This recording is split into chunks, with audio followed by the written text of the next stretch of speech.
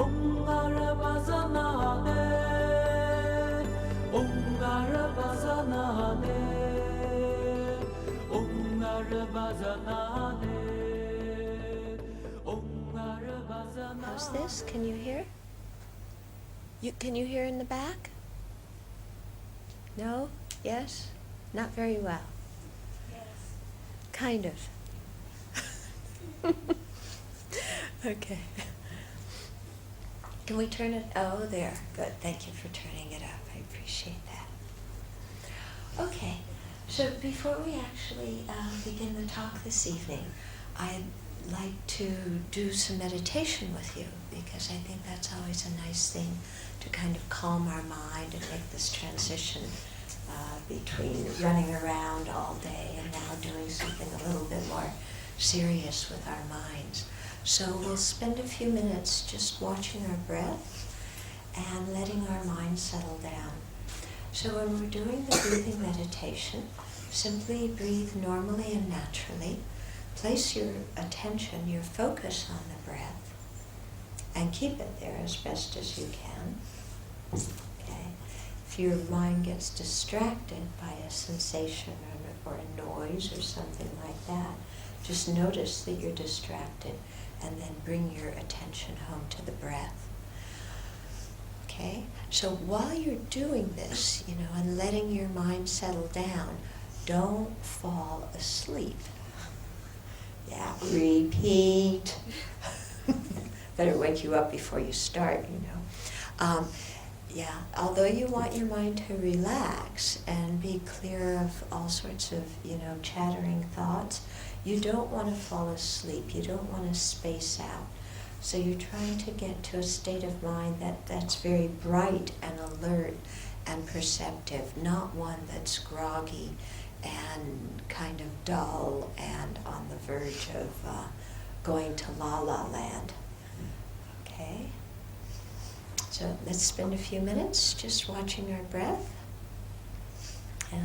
And really note the distractions as they arise. Note if there's any pattern in the distractions. But keep bringing your attention back to your breath. Let's do that for a few minutes.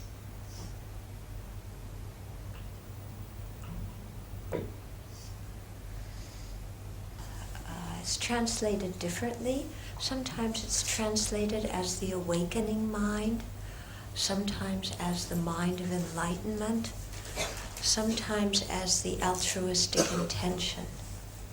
Okay, there's different translations, but it has a very specific meaning.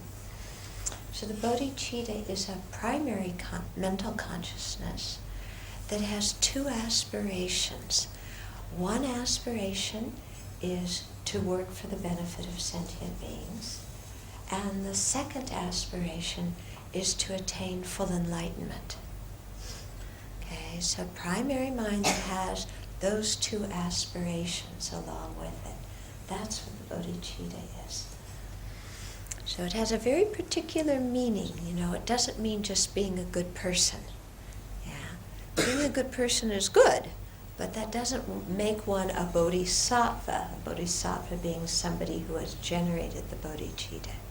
Okay, it takes actually quite a lot of effort to become a bodhisattva. In the Tibetan tradition, they talk about two methods for generating the bodhicitta. One is called the 7-point instruction of cause and effect, and the second method is called equalizing and exchanging self and others. So I have the great aspiration to go briefly through both of them in this one talk. But I also know that I often get stuck on the first point and don't get beyond that. So we'll see how far we get. Okay? But bodhicitta, whichever method of the two methods that we use to generate it, it has the common foundation of equanimity. Okay, so first we have to generate a mind of equanimity. What is it that we need to make equal? Our mind that is very biased and prejudiced. How are we prejudiced? We are attached to our friends. We have aversion and disdain for people that we don't like. And we have apathy and indifference for everybody else who's a stranger. Right? Does it sound like you live your life? Now, think about it. How do you relate to other people? Yeah, the people that you consider friends, oh, so attached to, I want to be near them, I'll do anything for them, they're so wonderful. Then somebody who criticizes us, they're such an idiot, get them away from here. No. And then everybody else, I couldn't care less. Okay? Totally apathetic. So with this kind of mind, that is not very smooth and stable, it becomes difficult to generate love and compassion for all sentient beings because we're so biased. We're so stuck in our opinions and judgments of other people. And if we look closely, okay, if we think about it, why are we attached to our friends? Certain people that we're attached to, friends and family. Why? Well, they're nice to us. They give us presents. They console us when we feel down. They help us. They do all sorts of nice things for us. So then we get attached to them. Okay. What about enemies? Why do we consider somebody an enemy and have aversion to them? Because they criticize us. Because they don't give us presents. Because they get in the way of what we want to do. Because they disagree with us and call us names, or they make threatening comments to us. And then the third category of people, the strangers, why do we feel apathetic to them? Well, they don't affect us one way or another. So it's almost as if they weren't even alive. Now, when you walk down the street, all these different sentient beings going places, you don't know them. It's also, we treat them almost as if they were robots. Not like they were real living beings with feelings. Okay? So all this judgment that we have, the attachment to the friends, the aversion to other people, the apathy, what's the common central locus of all these opinions that we have about other people, all these judgments? What's the common thread? It's how they relate to me. Isn't it? Yeah. You're nice to me, you're a good person. You're mean to me, you stink. You're not either nice or mean, I don't care. Okay. It's all predicated on how people relate to me, as if I am the center of the universe. Yeah. So if somebody shows their nice qualities to me, I call them a nice person. If they show their good qualities to somebody who I don't like, then they're not a nice person. They have the same good qualities, but it's depending who they show them to. Or they get angry, they have a temper tantrum. Okay? If they lose their temper at me, this is really a big deal. How can somebody dare lose their temper at me? Don't they know who they're talking to? This is me. Whereas if somebody loses their temper at somebody who we don't like, good going. Then they become our friend, don't they? They have the same angry temper. Yeah, but if they show it towards somebody who we don't like, smart guy. Yeah. So, you can see we're completely biased, aren't we? We're the ones who create our friends. We're the ones who create our enemies. It's not that friends, enemies, and strangers are objective entities outside of us, but we create them because we categorize people and relate to them in terms of how they relate to me, the center of the universe. Okay, so it's totally subjective. Now, there's not 1 ounce of truth in any of this, because the person that we think is so awful, somebody else loves and praises up and down. And the person we think is so wonderful, somebody else says, ugh. Okay? So, all this is just created by our own mind, based on me.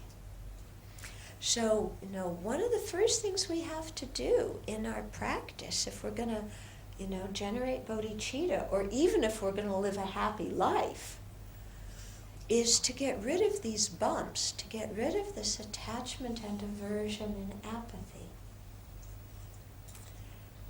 Okay? So one way to do it is by seeing that it all comes from our mind, that it's all totally self-created, all just opinions. And to see how totally transient and fickle our mind is. Because one day somebody's nice to us, oh, you're so wonderful, let's get married. Then the next day, they criticize us, ugh, I want a divorce. From one day to the next, it changes, doesn't it? One day we want somebody to be very loving. The next day we want them to give us our space. Okay? We're totally fickle. And then we, not realizing this, we judge other people for what's coming from our own mind. Okay? So just realizing how our mind is creating this is a big step in starting to let it go. And then seeing how these roles can change from one day to the next, it helps us see that somebody is not an inherent friend or an inherent enemy or an inherent stranger. Because, for example, when we came in to our life, everybody was a stranger to us. We didn't have one friend when we were born. Everybody was a stranger. Then, as time went on, some people went into the friend category. Then some people went into this enemy category. Some people stayed as strangers. Then more time went out. Some of the friends now went into the enemy category. And some of them went back to the stranger category. And some of the enemies we got to know in a different situation, and they became our friends. And then some of the enemies went back to becoming strangers. So it changes all the time. So therefore there's no sense in forming a very rigid image of somebody, and a rigid opinion of what somebody's like, because we see that relationships are constantly in flux. And the more we look at it and see how our mind creates these rigid categories, the more we can also see how painful these rigid categories are. Because when we make somebody into an enemy, are we happy? We keep on thinking it's their fault. You're my enemy because it's something in you. You're deficient, you're this, you're that. We blame them. But half the time, our enemies used to be friends. In fact, sometimes the people who were our worst enemies were the people that we were the most attached to before. Isn't it? For example, who are you meaner to? Strangers or the people you love? When you get angry, who do you get the most angry with? Strangers or the people you love? Hello? Hello? Who do you get angrier with? The people you love. Would you ever say to a stranger what you would say to somebody who's a family member? No. We would never be that impolite to a stranger. But to a family member that we love, all sorts of garbage comes out of our mouth, doesn't it? totally uncontrolled flow of garbage towards the people we love. She can see, one day somebody's a loved one, next day we can't stand them. Then they're a loved one, then we can't stand them. It's all coming from our own mind. It's not because of them, it's because of our judgments and opinions. So just realizing that can help us equalize things. And also help us to see that often the people that we get the most angry at are the ones that we care the most about. And to come back and recognize in our heart that we actually do care about these people. Because sometimes we think we can just put somebody in the category, you're a rotten, mean person, and then just ignore them, throw them out the window, who cares about them? We've put them in a category, we don't have to relate to them anymore. That's completely wrong, isn't it? Yeah, completely wrong. And we only hurt ourselves, because often these are the people we care the most about. So what we're trying to do is develop some kind of balanced mind, okay, that doesn't cling on to our loved ones, doesn't push away the people who, we don't like or who have insulted or hurt us. And the mind that doesn't ignore everybody else. But instead, what we want to create with equanimity is an open heart that is open and receptive to everybody. And wouldn't that be nice? I mean, just think about it from your own viewpoint. Wouldn't you be a lot happier if you had a heart that was open and receptive to everybody? If you weren't so prejudiced against people, grabbing at some people, pushing other people away, wouldn't you just be a lot happier? So we can see that this kind of meditation is something that's very much for our own benefit. It leads us to spiritual realizations, but it also leads us to be a lot happier now.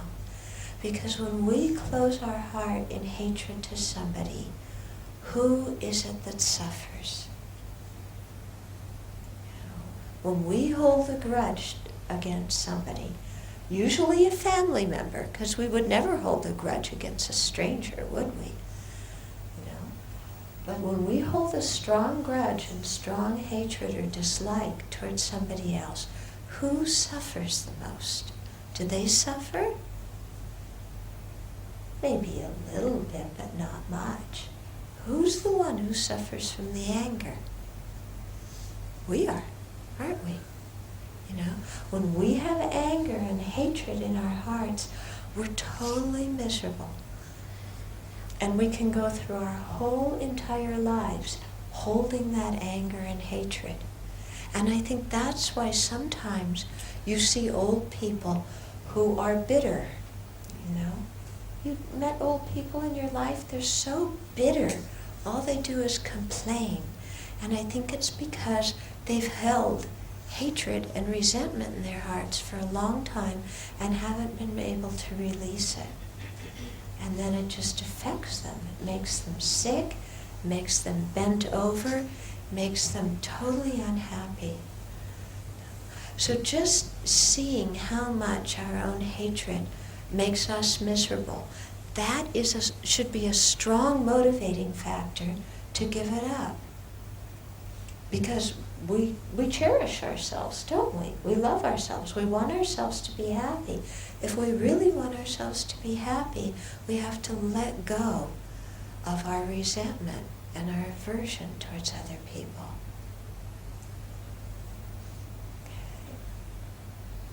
Now sometimes our mind gets really stuck, I can't forgive them, they did this.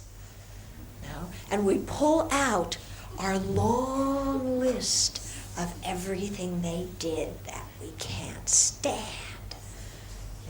They did this, and then they did this, and then can you imagine they did this. Oh.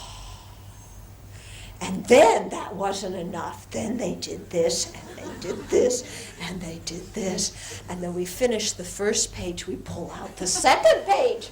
And the list continues of everything they've ever done in their whole life that we find despicable and degenerate.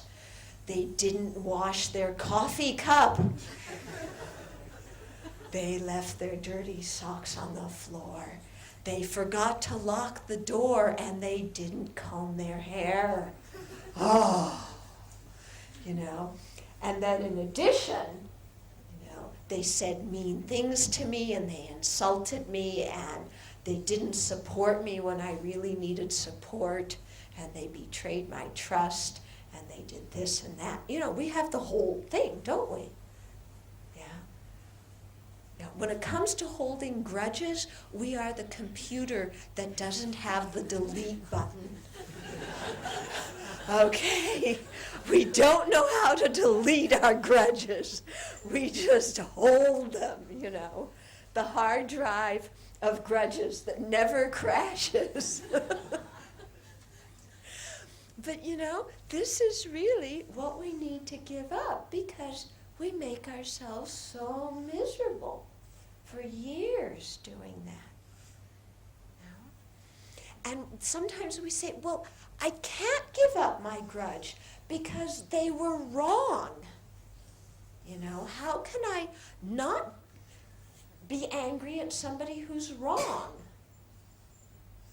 Well, think about it. Just because they were wrong, why do you have to be angry?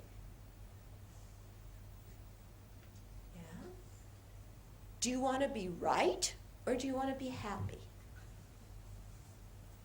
Think about it. Those of us who get very stuck in needing to be right, I'm right. They've got to back down on this argument and recognize I am right. Do you want to be right or do you want to be happy? Because we can hold on to being right for our whole lifetime and feel totally self-righteous and be completely miserable. We've all experienced that, haven't we? So what use is being right? So what? We're right. Big deal. So what? All of our friends agree with us that we're right and they're wrong.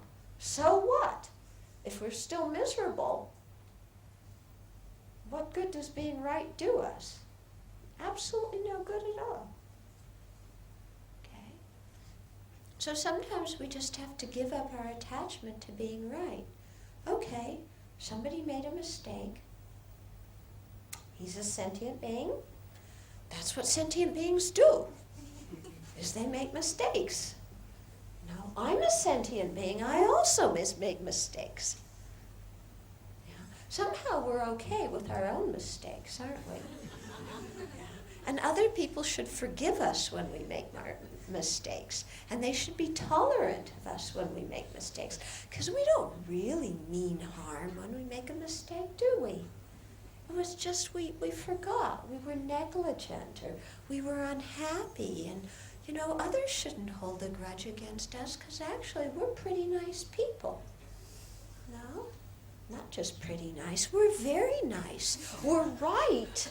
The whole world should honor us and respect us for that. No. And our mistakes, just little teeny things, not so significant. So other people, they shouldn't even notice our mistakes. And if they notice, then they should ignore them. And if they don't ignore them, then they should definitely forgive them and forget about them. Yeah. But their mistakes, different matter. Yeah. My husband makes a mistake, my wife makes a mistake, my kids make a mistake. Big deal. How dare they? They did it deliberately. And we make up this whole incredible story, don't we? Yeah. And inside of our heart, we have the judge, we have the jury, we have the prosecutor. There's no defense attorney. And we pull this person out, and the prosecutor in us prosecutes them, and the jury convicts them unanimously. In fact, the jury doesn't even need to go out for an hour to discuss. After 1 minute, the jury convicts them, and then the judge sentences them to death. And then we go, okay, good, got that accomplished. I'm right. Yeah? So, this way of thinking, our mind is just playing a big, big trick on us, and making us very, very unhappy. Okay. So I think it really behooves us to loosen a little bit, especially around the people we hold grudges against, which are usually family members. I come from a family where you can never keep track of who's speaking to who. Okay? They have a family gathering, somebody in the family gets married. Well, you have to have many tables because this one doesn't speak to that one, who doesn't speak to that one, who doesn't speak to that one. You can't have them all sitting at one table. So you have to have many tables because they don't talk to each other. And this is what you teach your kids when you hold a grudge against somebody, is you teach your kids how to hate. Is that what you want to pass on to your kids? How to hold a grudge against a family member? When you hold grudges against your siblings, you're teaching your children that when they grow up, they shouldn't get along and they should hate each other. Is that what you want for your kids? If you hold a grudge against your husband or wife, what are you teaching your kids about relationships? So it's very, very important to try and let go of this. And one way to help us let go of it is to think of the kindness of the other person. Because when we've gotten stuck in holding on to our grudge, we're only picking out a few details about a person, and there's a whole lot more there. And especially with family members who we've known from a long time, I'm sure we can think of at least 1 or 2 or 3 good things that they've done. Yeah? Can't you? Now try hard. No, but really, if we open our mind to it, we can see that everybody has some good qualities and that everybody has been kind to us. And that often we don't appreciate other people's kindness. We take their kindness for granted. In fact, we have a sense of entitlement. Yeah. I am me, therefore I am entitled to be happy without having to try, without having to do anything. I am entitled to be rich without having to go to work. I am entitled to people being kind to me without me being kind to them. Okay. We have this sense of entitlement. And yet, really, when we open our eyes and look at it, it's other people who have been kind to us. And instead of feeling like we're entitled to their respect, that they're entitled to our respect. And instead of complaining that they should appreciate me more, let's open our minds and our hearts and appreciate them more. Because if we look, people have been extraordinarily kind to us. Extraordinarily kind. Friends and relatives, they do so many things for us. We live together, we share responsibilities. They've been very kind to us. Even people in society who we don't know, the people who repair the roads, who build the buildings, they've been incredibly kind to us. We wouldn't have the Buddhist library here if it weren't due to the kindness of all the people who built it. The architects, the engineers, the construction workers. We're really indebted to all these people. And even the people we don't like have benefited us in that they've provided challenges for us to grow with. And even though we've gone through difficulties, we've come out stronger, and we have to be able to look at the people who were involved in the difficult situations and say thank you, because through my having gone through those difficulties, I realized I had inner resources that I didn't know about, and I grew stronger. See? So when we think in this way, we see that yes, everybody has some good qualities, and not only do they have good qualities, but we've also benefited from them. And so then instead of looking at the few things they've done that we don't like, we start to look at all the many things that they've done that we do appreciate. And instead of always nagging at them and harping at them and criticizing every small thing they do, we start to look and see at all the small, wonderful things they do, at all the little kindnesses they have, at all the small things that they're good at, not to mention the big things. And then our whole view of these people changes. So this is something, a way that we have to change our mind, to reach out and deliberately change how we view other people. Okay, so it has to be a conscious effort. We can't just sit there and say, oh yeah, I want to have equanimity, so you change and be a nicer person and then I'll stop hating you. You know, that's not going to work. Okay? We have to, first of all, make a very conscious decision. I am tired of being prejudiced and biased. I am tired of holding grudges and resentment in my heart. I want to change. We have to have that determination inside. And then, once we have that determination, we start looking at the disadvantages of holding grudges, and we start looking at the good qualities and the kindness of the people that before we've been biased against. And we train our mind to look at somebody else's good qualities. Like I said, it's a conscious, deliberate effort. We train our mind to do it. And then gradually, as we train our mind to see their good qualities, it becomes more and more natural. And then the whole way the person appears to us is completely different. I was talking about this one time when I was in the States to one group of people. And I gave the group a homework assignment. Their homework assignment was for the next week to try and say something nice about somebody every day.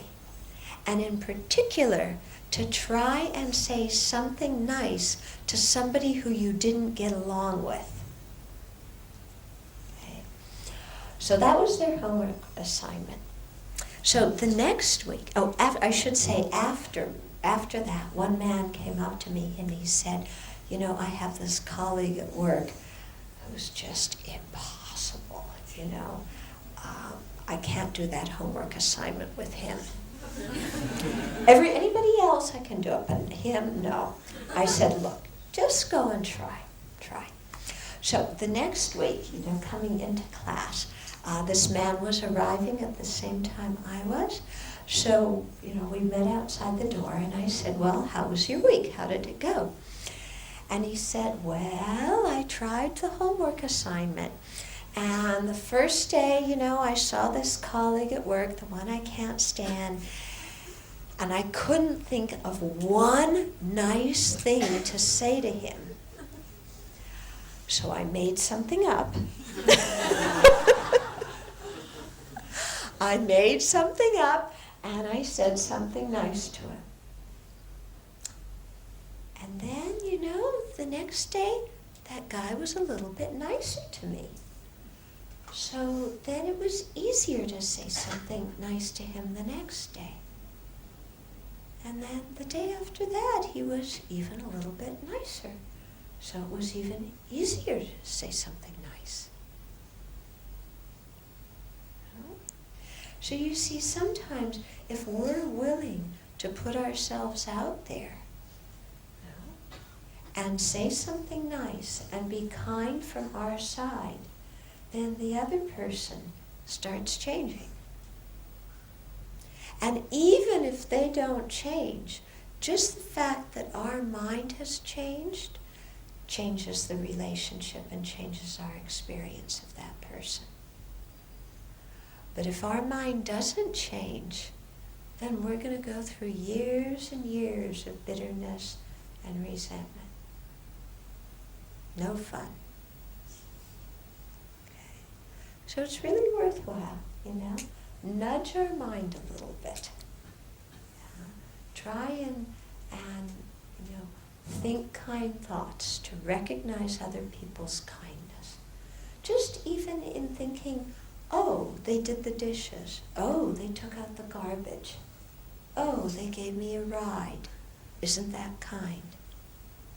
Now, just start with the small things and really appreciate that. And especially with family members, try and say please. Try and say thank you. Those are not forbidden words in families. And it can make a very big difference. Okay? So you see, in this way, we're able to make our mind a little bit more balanced. Not so much attachment for the loved ones, not so much anger and resentment towards others. And then we also begin to open our hearts towards the strangers and see that they're human beings or sentient beings just like us. They want to be happy and they don't want to suffer, just like us.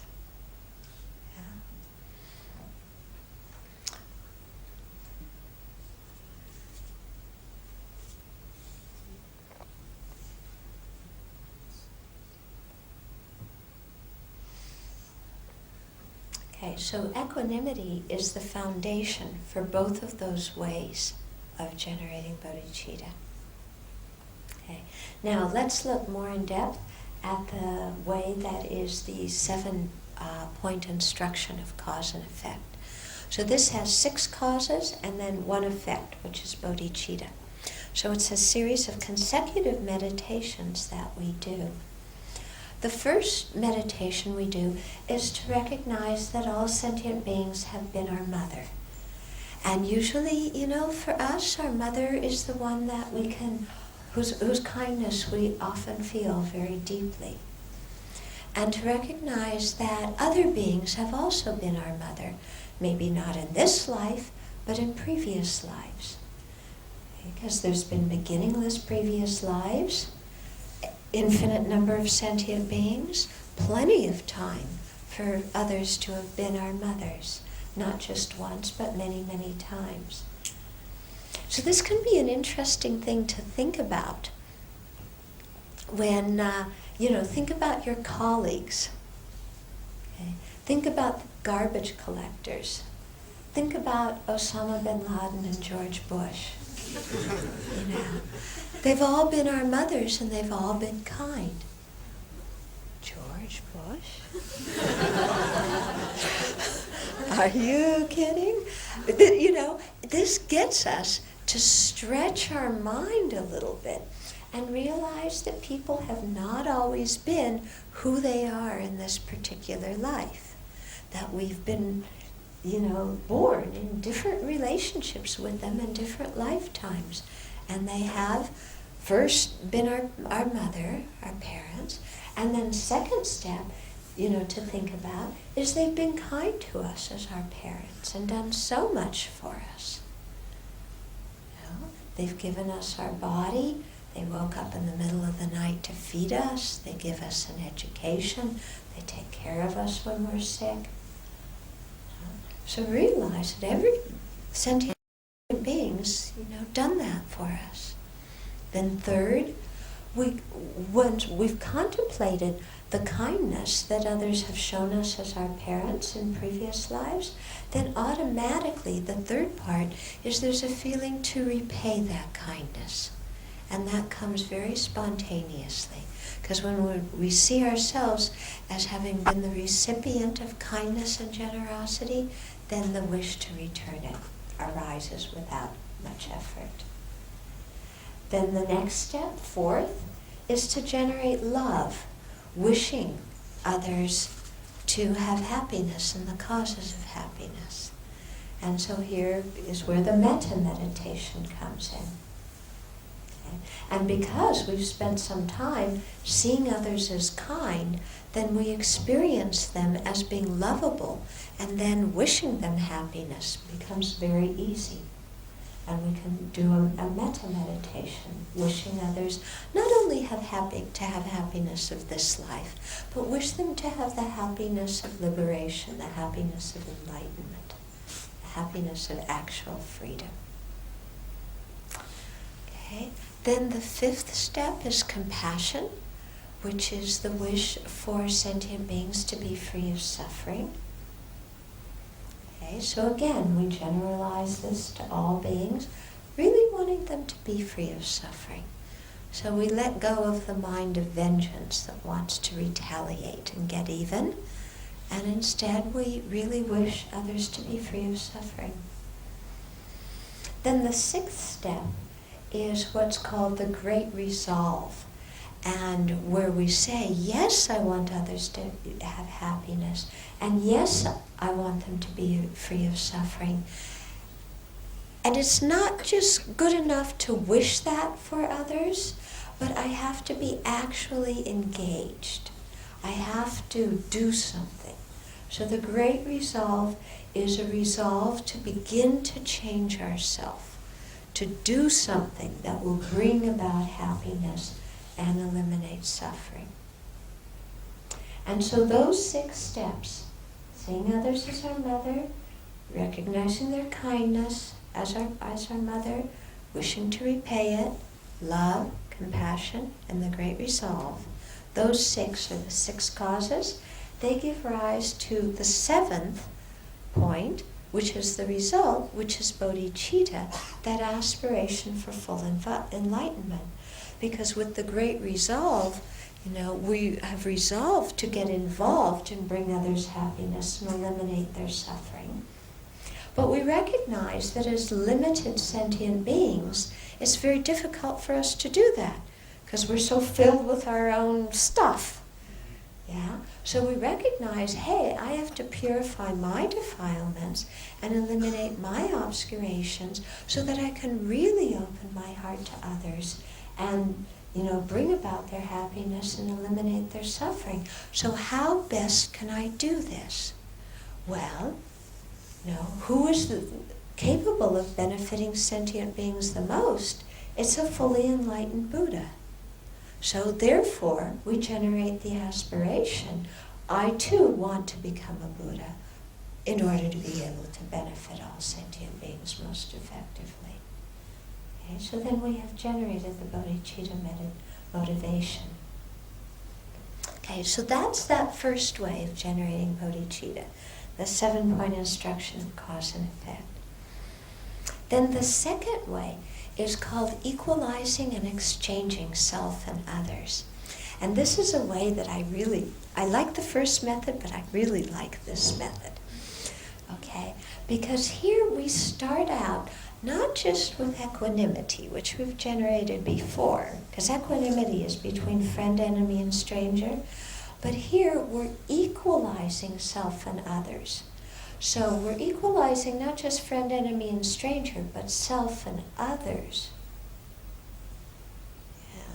That's a little bit trickier, because until now we've always held ourselves as the most important one. And so with this one we begin to see everybody wants to be happy equally, everybody wants to be free of suffering equally. There's no difference between myself and others. And think about this. This is a very profound thing to really familiarize our mind with. spend a whole day and every single person you look at think they want to be happy and be free of suffering just as much as I do. You wake up in the morning, you see your family members, look at each one individually and think they want to be happy and be free of suffering just as much as I do. Go to work, look at your colleagues. They want to be happy and free of suffering just as much as I do. Look at the strangers on the bus, or the strangers who walk by you on the street, or the strangers on the news, and think they want to be happy and free of suffering just as much as I do. And when you really familiarize your mind with that thought, wow, it's totally incredible what happens inside, because you begin to feel so close to other sentient beings. Even animals, even insects, when you look at them, they look different, because instead of saying, ooh, there's a mosquito, you say, oh, there's a sentient being who wants to be happy and be free of suffering as intensely as I do. Or when you're driving on the road, if somebody cuts you off, instead of honking your horn and, swearing at the person, you say, there's somebody who wants to be happy and be free of suffering just as much as I do. Our whole way of relating to people changes. Yeah, even you see the cats running around in the alleyways. Wow, they want to be happy and free of suffering, just like me. You look at people on TV. You look at Osama bin Laden. You look at George Bush.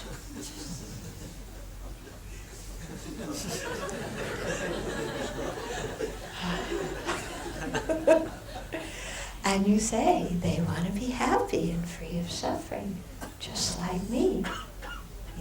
They may be very confused about how their method of getting happiness might be a very confused method.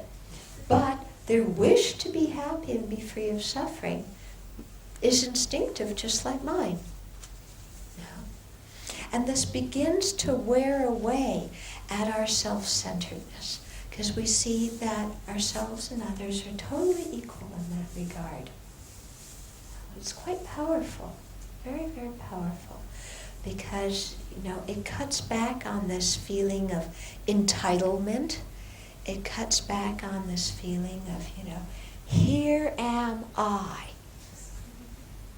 The world should be so happy to have me here. Okay? Because this is what our self-cherishing, our self-centered thought thinks, isn't it? The world should bow down to me. They are so lucky that I'm here. I am such a wonderful person. My family is so lucky to have me. Okay, I'm in a bad mood once in a while, but they're so lucky to have me and my company. Oh, my boss should make 3 prostrations to me every day. He's so fortunate to have me as an employee. Okay, so it starts to chip away at that extremely self-centered mind.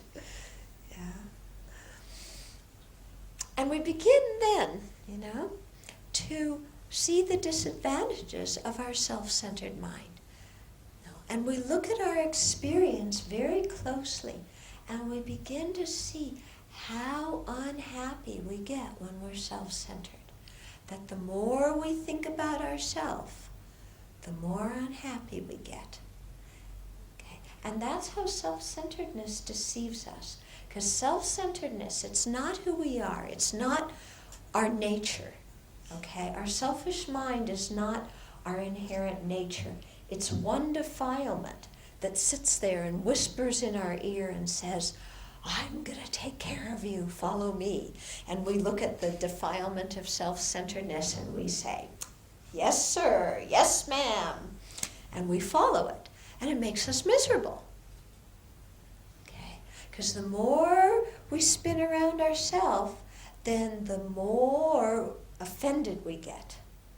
because we're so sensitive about how everybody relates to us. You know, you're talking to me, you better use the right words. Yeah, don't give me a dirty look. Yeah. Okay. So we become so super sensitive towards every tiny thing everybody does towards center of the universe, me. Okay. And we begin to realize how unhappy we get by having that view. Okay. So we begin to let it go.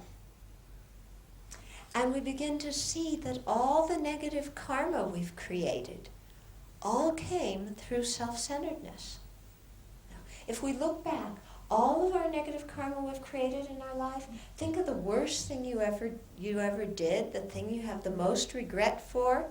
Did you ever do that with the thought, I want to benefit other sentient beings? No. Yeah. We don't go say, I'm going to kill somebody for the benefit of others. You know, I'm going to go have an extramarital affair for the benefit of sentient beings. I'm going to lie and criticize and talk behind people's back out of compassion. We don't think like that, do we? You know? Why do we lie and steal and have extramarital affairs and say nasty things behind people's back? You know, it's all coming from our self-centered attitude. So all that negative karma came because of the self-centeredness. So we look again and again and again at all the disadvantages of self-centeredness. And this is not saying that we're bad people because we're selfish. Okay, repeat. We're not saying we're bad people because we're selfish. Because remember, our selfishness is not our inherent nature. What we're doing is we're saying that we suffer more when we're selfish. And others suffer more when we're selfish. Okay? And so seeing that, then we begin to restrain that self-centered mind. Yeah? And the more we restrain it, the happier we are. Okay? Then the next step is we start thinking of the benefits of cherishing others and how much happiness that brings. Because we know for ourselves, when other people cherish and appreciate us, how happy we are, well, that's exactly how happy they are when we cherish and appreciate them. So if you think, how do I want, I want to make somebody happy, how do I do it? Respect them. Respect them as a human being. Appreciate their good qualities.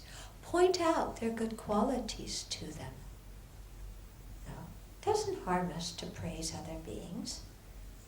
In fact, it's very much a virtuous practice to praise others and tell them their good qualities. Okay?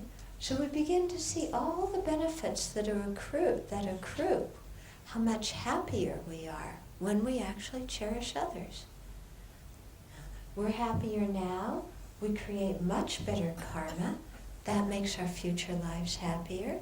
It eliminates the obscurations from our mind. It facilitates our gaining Dharma realizations. So cherishing others only has benefits. There's no drawbacks to it. Okay? So after that, we've equalized self and others. We've seen the faults of self-centeredness. We've seen the advantages of cherishing others. Then the next step is we exchange self and others. So exchanging self and others doesn't mean I become you and you become me. What it means is that instead of always thinking my happiness is the most important, we think others' happiness is the most important. And instead of thinking others' suffering, yeah, it hurts, but it's okay, it's not too bad. We start thinking, no, their suffering is important, and my suffering is not so important. It can wait. Okay? So when we exchange self and others, what we're exchanging is who our priority is. Okay? And if we want to be truly democratic, think about it. There's one of me, and how many other sentient beings? Infinite minus one. Okay? So we're going to have a vote between one and infinite minus one to see who's more important. Okay? We believe in democracy. Who wins? Infinite minus one wins. Okay? So it means that others are more important than little old me. So this doesn't mean we neglect ourselves. No, we still keep our body healthy. We take care of our health and, do things. Because otherwise we become a burden for others. But we take care of ourselves because we want to use our body and mind in the service of others. Because others' happiness is important and others' suffering is important. So we exchange self and others. Then, having done that, the next step is a meditation called Tonglen in Tibetan, or taking and giving. And this meditation is really quite beautiful, and it's the total opposite of our self-centered mind. Because usually our ordinary way of thinking is, oh, there's a problem? You can have it. There's something good? I'll take it. Right? Yeah? At work, there's some difficulty in the project? Oh, it's your fault. There's something good in the project? Oh, that's mine. I did that. Okay? Yeah? So we're always, very generous when it comes to giving out problems. and very stingy when it comes to sharing happiness. So here in the taking and giving meditation, what we're doing is totally reversing that. There's a problem, I'll take it. There's happiness, it's yours. So it's a very profound meditation based on generating love and compassion for others, in which we imagine other living beings and think of their pain and misery, and with really great compassion and a very sincere wish that they be free of it, we think, may I take their misery upon myself? And we imagine their misery coming out of them as pollution. And then we take it, we inhale it into ourselves. But we don't just inhale others' suffering and let it sit inside of us, because that doesn't do any good. But as it comes in, it turns into a lightning bolt that then crashes and smashes our own self-centered attitude, which we visualized as a hard lump at our own heart. So we take others' suffering, which is what they don't want. We transform it into this thunderbolt, and it destroys our own self-centeredness, which is what we don't want. So you see, everybody wins in that situation. We're not just taking suffering and sitting there with it, getting depressed. No, we're taking it and transforming it and using it to destroy the self-centeredness, which is the cause of all of our own problems. And then, within that open space at our heart, a light shines, and that's the light of our own loving, compassionate thought. And we then imagine that we're able to take all of our possessions and multiply and transform them so that they become what others need, and we send them out and give them to others, and they receive them, and they're happy. We imagine taking our body and likewise being able to multiply and transform our body and send it out so it becomes whatever everybody else needs. And similarly, our positive potential, all of our merit, we don't hold with selfishness and stinginess onto that, but we give that also, and we send it out to other living beings, and it becomes good circumstances for them to meet the Dharma. So they have teachers, they have teachings, they have retreat places and monasteries and Dharma centers. And we imagine we even give our merit away and it becomes realizations so that other living beings quickly become Buddhas. Okay, so it's a very, very powerful meditation, this taking and giving one. And then through it, it becomes very easy to generate bodhicitta because, if we really want to take on others' suffering and give them happiness, well, we have to become a Buddha to do that. So then, yes, I want to purify all the defilements and all the stains of the defilements in my own mind because I want to gain all these capacities to be of the greatest service to other living beings. So that's the second way of generating bodhicitta. That method of equalizing and exchanging self and others. So we equalize, self and others are equally important because we both want to be happy, we want to be free of suffering. There's many disadvantages to being self-centered. There's only benefits to cherishing others. So I'm going to exchange who the focus of who I'm working for is, and instead of it being self, it's going to be others. And then generating, doing the taking and giving meditation, being willing to take on difficulties, giving others happiness, and then the bodhicitta, wanting to become a fully enlightened Buddha, so that we will have the capabilities to do this in the best way.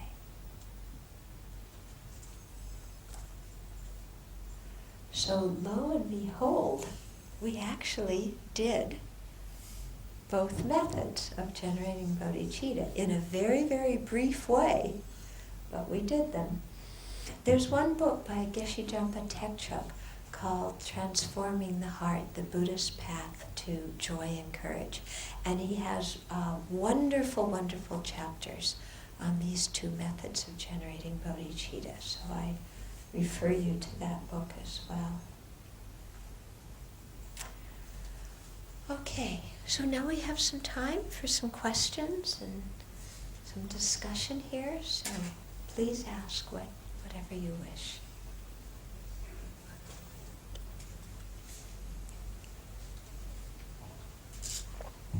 For those in the other room, you can write your questions on the slip of paper and then hand it over to our volunteers, who then pass it over to me.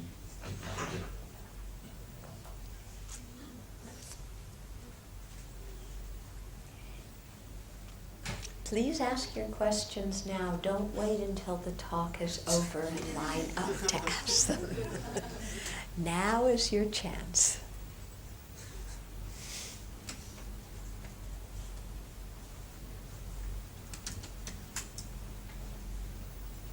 Yes. This afternoon, I have a friend who is with the Amitabha Center here, and she is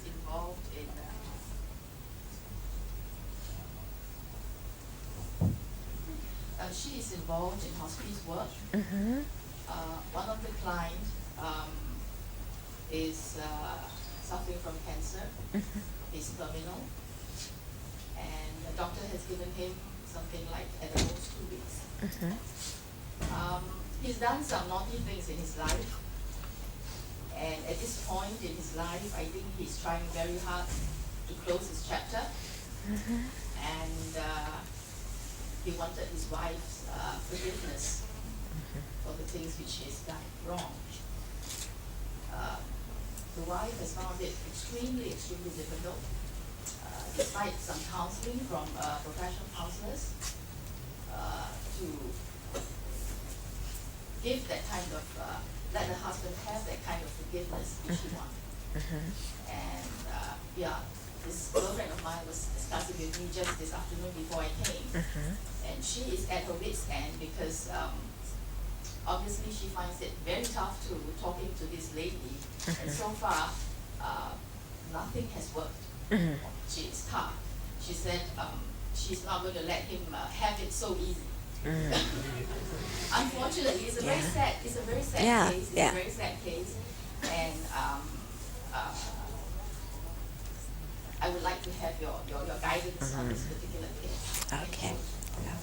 So the situation is that she has a friend who does hospice work, and one of the patients or clients in the hospice work is terminally ill with cancer, and he's done some harmful actions in his life, and he wants to make amends now before he dies, and especially he's seeking his wife's forgiveness, and his wife is saying, no, I don't want to forgive you. So it's a very painful situation. It's a very sad situation. So she would like my comments on it. Okay, one comment is, we've all made mistakes. The principal thing in our being able to purify our negative karma is for us to be able to regret our mistakes. So we generate very sincere regret, and then we try and restore the relationship through, in the case of holy beings, by taking refuge with them if they were the ones that we harmed, or in the case of other sentient beings, by generating bodhicitta towards them. That's the way to restore the relationship. So the main way of restoring the relationship is the transformation in our own heart. Yeah, the main way of purifying is by generating regret in our own heart. So I think that it needs to be pointed out to this man that, yes, of course you're seeking your wife's forgiveness, but you've already done the important step of acknowledging the harm that you've done. And even if she is unable to forgive you right now, don't worry about it, because her lack of forgiveness is her problem. And you can die knowing that you have regretted the wrongs that you've done, and you don't need to carry that baggage with you as you die. Okay?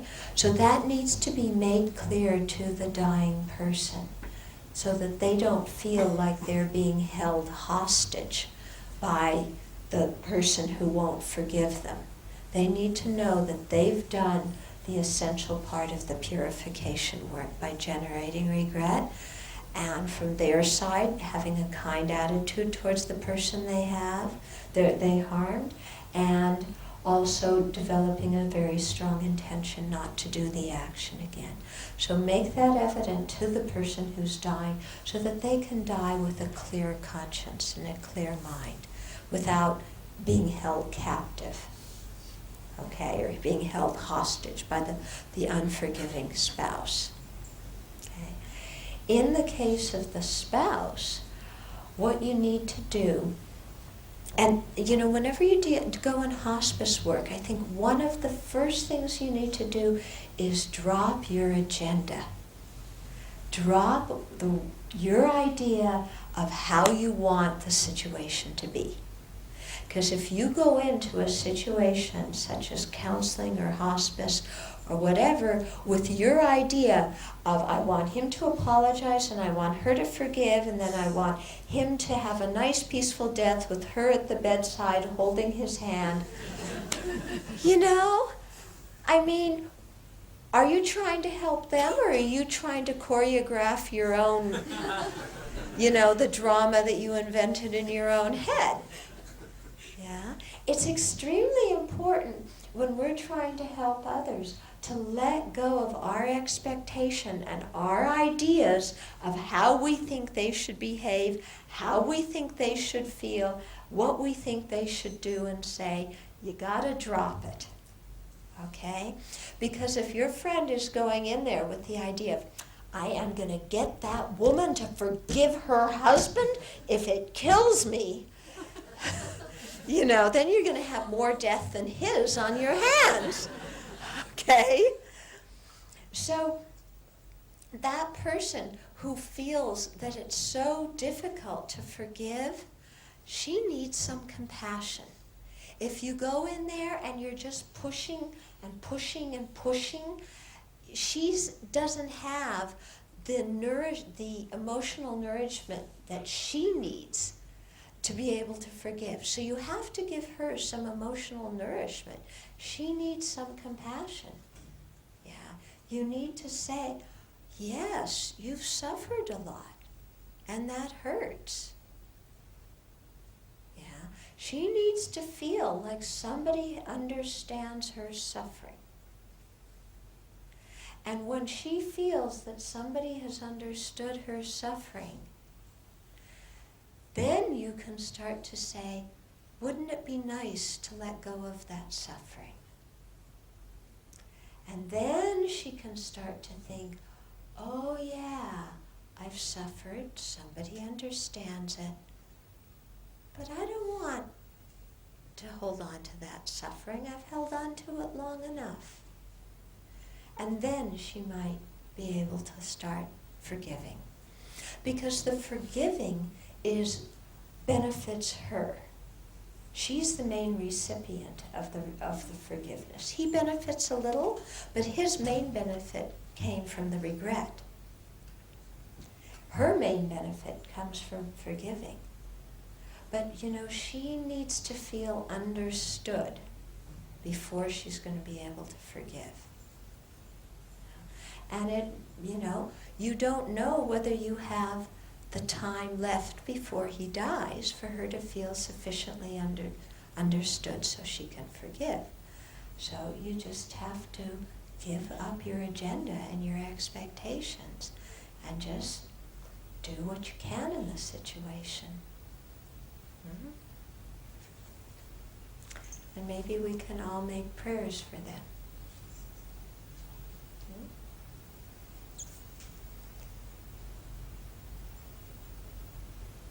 Questions? So I have some questions from next door. Okay. First, I'm not even sure how to. So the note says, please tell us where this sick man is. We would like to share some happiness with him before he passed on. I have no idea who wrote this, so so I guess we'll have to do something afterwards. Question: how do we regain our delight in the Dhamma? How do we regain our delight in the Dharma? This is assuming that you've lost your delight in the Dharma. Yeah. And sometimes that happens. I think one of the way, there's a few ways in which we lose our delight in the Dharma. One way is when our practice just becomes very rote. Oh yeah, I did this meditation yesterday, and I did it the day before. I did it the day before, and I know I'm going to do it today, and I know I'm going to do it tomorrow, and it's so boring. I'm just bored with my meditation. Okay, that's one way we lose our delight in the Dharma. Another way we lose our delight in the Dharma is we get distracted by all the pleasures of samsara. Oh, Prince Charming! He's so much better than the Buddha.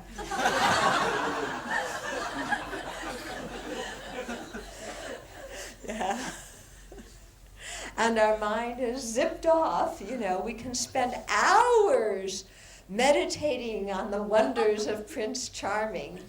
And the Buddha, is not nearly as sexy or interesting. Okay, so we've gotten distracted by samsara. Okay, so that makes us lose our delight in the Dharma. Another way we lose our delight in the Dharma is we push ourselves. Yeah, we develop this mind of, okay, I've got to try harder. I've got to meditate really well. I've got to gain samadhi. Single-pointed. Undistracted. Enlightenment. And we get so tight, we just get wound up and tight, and we push ourselves and beat ourselves up. Oh, I've got to be a better disciple. Oh, I've got to meditate more. Oh, I'm so selfish. Oh, I'm so ignorant. Hurt. And we just beat ourselves up. Okay, self-criticism, self-hatred. Oh, I just can't practice well. I'm so terrible. Okay, so that also makes us lose our joy in the Dharma, doesn't it? Okay, so you can see, just by how all those different mental states are, you can see that all of them are unrealistic and really quite dumb, aren't they? Bored with the Dharma. Well, enliven your practice. Make it more relevant to your own life. Think about the Dharma in terms of your own life, or think about your own life in terms of the Buddha's teaching. Then your practice won't be boring anymore. If you're distracted by samsara, if you start thinking Prince Charming is better than the Buddha, you got real problems. Okay? If you think that new condo is better than the Pure Land, think again. Okay? So meditate a little bit on death. Think of the disadvantages of cyclic existence. That'll bring your mind back to the Dharma. You won't be so distracted. Okay? If you're beating yourself up thinking that you should be better, just recognize I am what I am, and I can accept myself for what I am. I can accept myself for what I am now and try and change and be better in the future. Why not? Okay. So just let go of all that self-hatred and self-criticism. Then your practice gets more exciting. Also, think of the qualities of the Buddhas and Bodhisattvas and Arhats. Yeah. Think of the good qualities of the Buddha, Dharma, and Sangha. That makes our mind very happy, and it inspires our mind to practice the path to gain those same qualities ourselves. Okay? You had a question. So 2 questions. Okay. I'm very inspired with your book, Working with Anger. Mm-hmm. And I'd just like to understand what inspired you to write that book. You really want to know? Yes. And the second question actually is a very Singaporean question. Actually, what's the quickest way actually to put someone's anger out on yourself, in that sense if you're very angry, you're a quick-tempered person? You mean if you're a quick-tempered person? Either that or another person. So I might have a colleague who's very quick to get angry. Or I'm maybe a quick-tempered person. What's the quickest way? As Singaporeans always want the quickest. Oh, yeah, quick, cheap, easy. Extinguish my anger, extinguish their anger. Let's get things done. Read the book, okay? You have a colleague that has a problem with anger, you leave the book. Working with Anger lying around.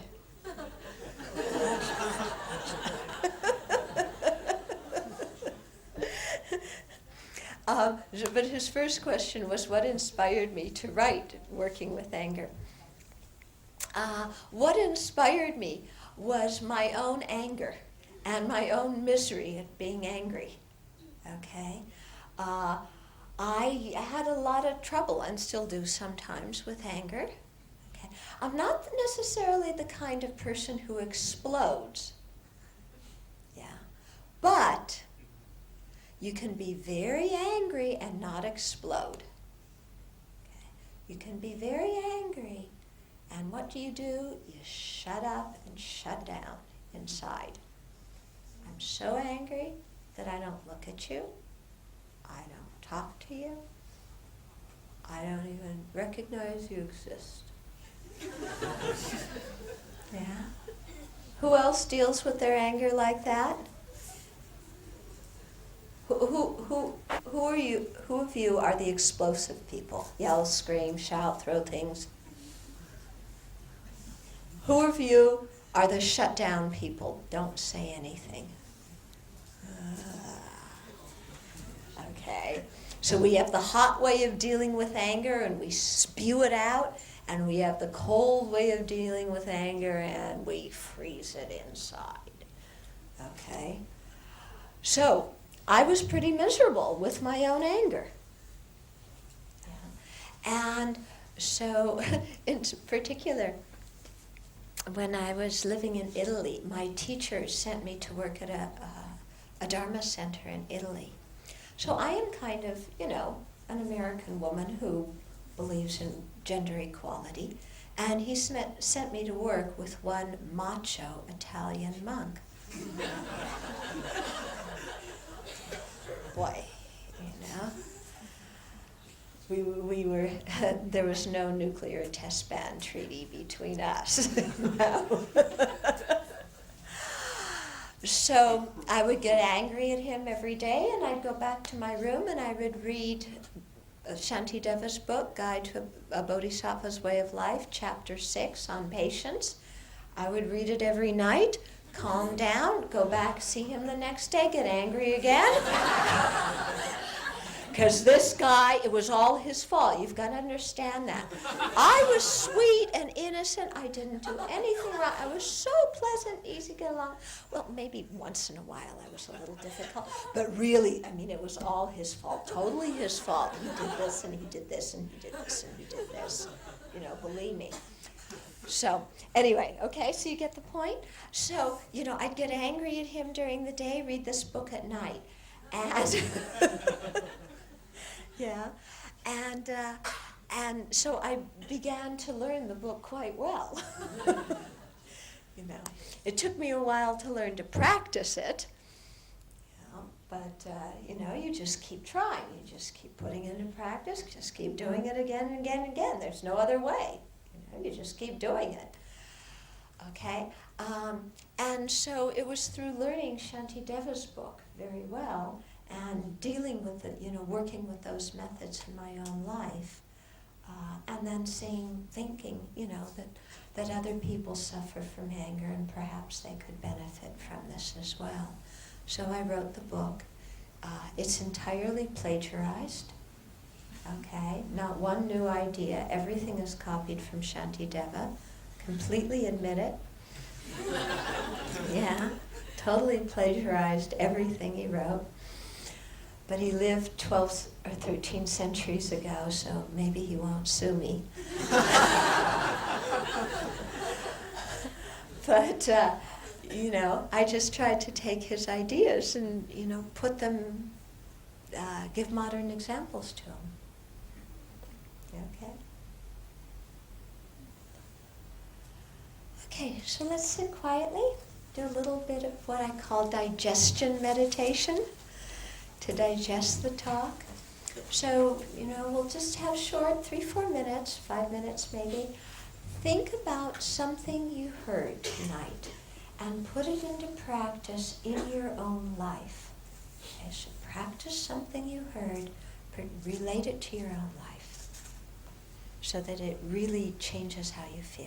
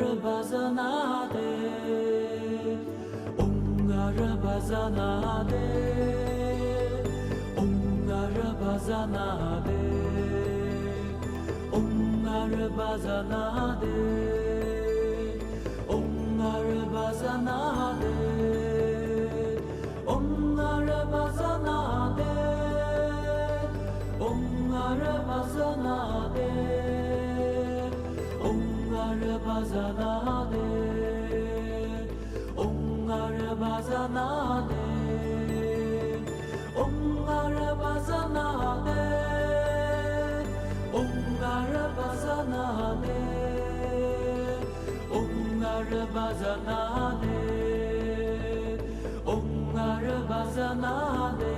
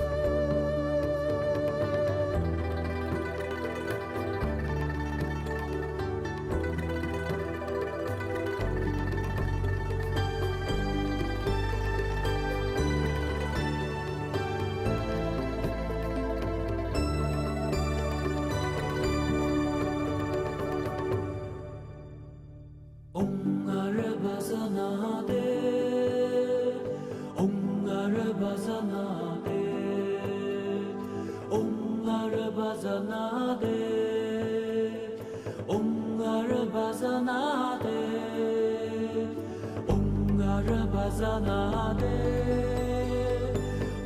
Om Narabazanade, Om Narabazanade, Om Narabazanade, Om Narabazanade,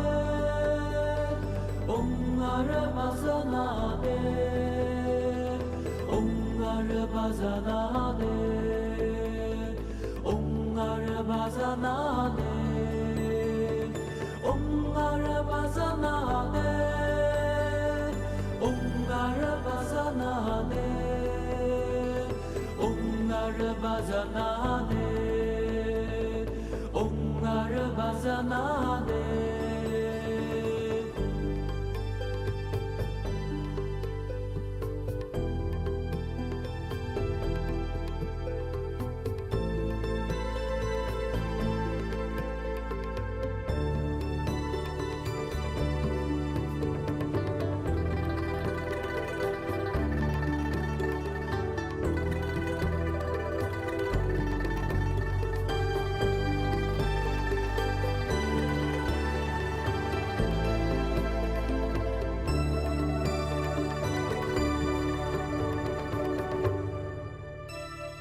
Om Narabazanade, Om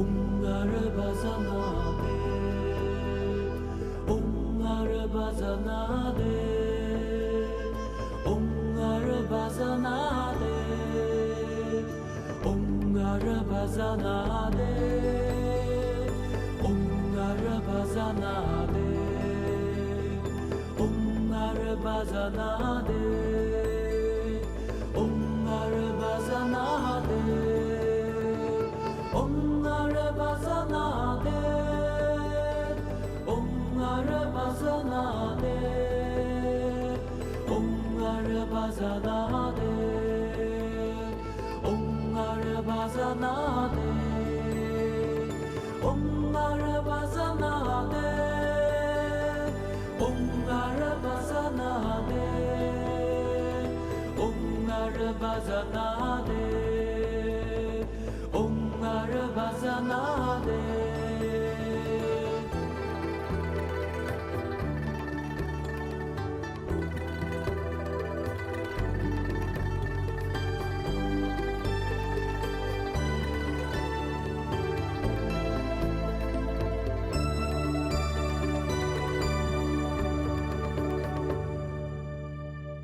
Om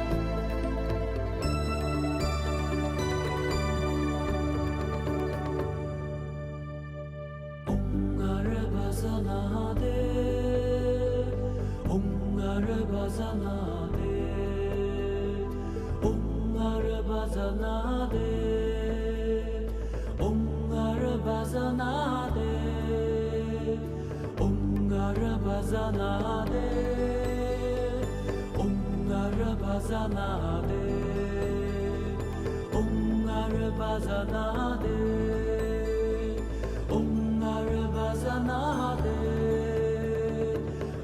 Arabazanade, Arabazanade, Arabazanade,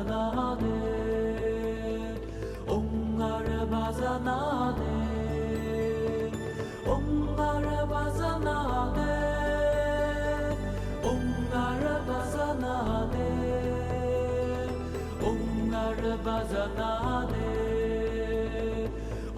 Arabazanade.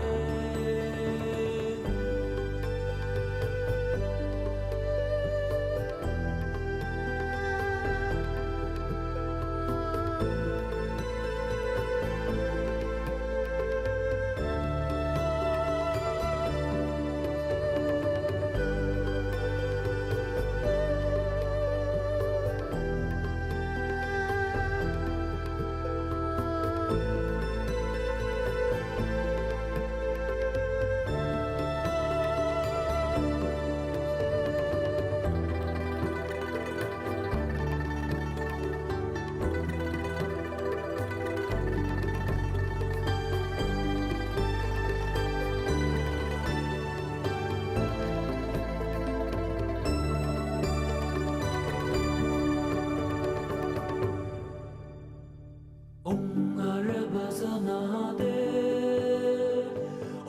Arabazanade, Arabazanade, Arabazanade, Arabazanade, Arabazanade, Arabazanade, Arabazanade, Arabazanade,